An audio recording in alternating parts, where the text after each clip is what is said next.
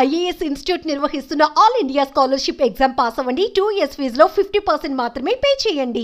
ఎవరైనా ఎక్కువ లేదు, ఎంతటి వారైనా వదిలేది లేదు. వైసీపీ పార్టీ జోలికొస్తే జగన్ పేరెత్తితే ఆమె మాటలు దాడికి రెండు చెవులు మూసుకోవాల్సిందే. ఆమె నోటి నుండి వచ్చే పదం ఒక్కో ఆణిముత్యం.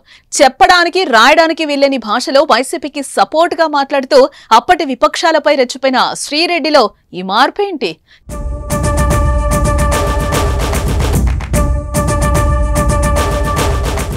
కేసులకు భయపడుతున్నారా? నిజంగానే పశ్చాత్తాపం చెందుతున్నారా? ఆమె మాత్రం మారాను అంటున్నారు, తప్పు తెలిసింది అంటున్నారు, క్షమించమని వేడుకుంటున్నారు. తాజాగా లోకేష్ జగన్లకు లేఖ రాసింది. అధికారం శాశ్వతం కాదు, అధికారంలో ఉన్న సమయంలో ఆచితూచి వ్యవహరించాలి. ఆడిన మాట చేసిన పని ఆలోచించి చేయాలి కదా, లేకపోతే కష్టాలు కేసులు తప్పో. మరి ఏ పార్టీకి చెందిన వారైనా ఇదే పరిస్థితి. ఇప్పుడు కూటమి ప్రభుత్వం అధికారంలోకి రావడంతో వైసీపీని కేసులు వెంటాడుతున్నాయి. ముఖ్యంగా జగన్ హయాంలో సోషల్ మీడియా వేదికగా రెచ్చిపోయిన వారి లిస్ట్ ను వెతికి మరీ కేసులు పెడుతున్నారు. గ్రామ స్థాయి నుంచి రాష్ట్ర స్థాయి వరకు ఎవరిని వదలటం లేదు. ఇలాంటి టైంలో శ్రీరెడ్డి టార్గెట్ అయ్యారు.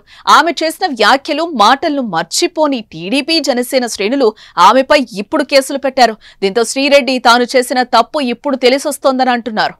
దీంతో శ్రీరెడ్డికి తాను చేసిన తప్పు ఇప్పుడు తెలిసొస్తోందని అంటోంది. ఇప్పటికే సారీల పర్వం మొదలుపెట్టిన ఆమె తాజాగా 2 లేఖలు రాశారు. మొదటి లేఖను లోకేష్ అన్నకు విజ్ఞప్తి అంటూ మొదలుపెట్టిన ఆమె, తాను పుట్టింది గోదావరి అయినా పెరిగింది మొత్తం విజయవాడ పరిసరాల్లో, నాకు మీ కమ్యూనిటీ వాళ్లే ఎక్కువ మంది స్నేహితులున్నారు, ఈ విషయాన్ని పలుమార్లు చెప్పాను కూడా. అమరావతి రాజధానిగా రావటం తన కుటుంబ సభ్యులను ఎంతో సంతోషం వ్యక్తం చేశారు. తమకున్న అరకొర సొంత ఇల్లు రేట్లు పెరిగాయి. దీంతో తమ పేరెంట్స్ టీడీపీకే ఓటు వేశారు. మీతో నేరుగా మాట్లాడమని తన కుటుంబ సభ్యులు చెప్పారని, అయినా తనకు అంత స్థాయి లేదని చెప్తూ ఈ ఓపెన్ లెటర్ రాశాను. నా తప్పిప్పుడు తెలిసింది. ఇంతకాలం ఎంతమంది మనోభావాలు దెబ్బతీశాను. అందుకే ముందుగా చంద్రబాబు, లోకేష్, వారి కుటుంబ సభ్యులకు, హోమ్ మినిస్టర్ కు, TV5, ఆంధ్రజ్యోతి, ITDP, టీడీపీ కార్యకర్తలకు, సోషల్ మీడియాకి, 99 ప్రైమ్ టీవీ, పవన్ కళ్యాణ్, వీర మహిళలకు తన క్షమాపణలు చెప్తున్నాను. ఇప్పటి పరిస్థితుల నుంచి జారుకోవడానికి ఈ లేఖ కాదని, భవిష్యత్తులో వైసీపీ అధికారంలోకి వస్తే తన బుద్ధి వంకర అవుతుందని అనుకోవద్దు. ఇంట్లో పెళ్లి కావాల్సిన 3 పిల్లలున్నారు. దయచేసి నా కుటుంబాన్ని కాపాడాలి. నా బాధ ఇంతమందిని పరిపాలించే మీకే బాగా అర్థమవుతుంది. కేసుల నుంచి తనను విముక్తిరాలను చేయాలి. ఇదే సమయంలో చిరంజీవి, నాగబాబు, సినిమా ఫ్రెండ్స్ కి సారీ చెప్తున్నాను. షర్మిల, సునీతలకు కూడా క్షమాపణలు. సినిమాలోనూ రాజకీయాల్లోనూ నేను ఫెయిల్ అయ్యానంటూ శ్రీరెడ్డి రాసుకొచ్చింది. తన ఇష్టమైన దైవంపై ప్రమాణం చేసి చెప్తున్నాను. ఇక ఎప్పుడు ఇబ్బంది కలిగించే రీతిలో వివాదాస్పద కామెంట్స్ చేయనంటూ తెలిపింది. అలాగే జగనన్నకి భారతమ్మకు నమస్కారాలు అని మరో లెటర్ మొదలుపెట్టింది. జగన్ భారతీయులకు మిమ్మల్ని చూసే అదృష్టం నాకు లేదంటూ టీవీలో చూసి తాను ఆనందిస్తానని అన్నారు. తాను వైసీపీకి చెడ్డ పేరు తీసుకొచ్చినట్లు, చివరికి పార్టీలో సభ్యురాల్ని కాకపోయినా తన వాణి బలంగా వినిపించానని అన్నారు.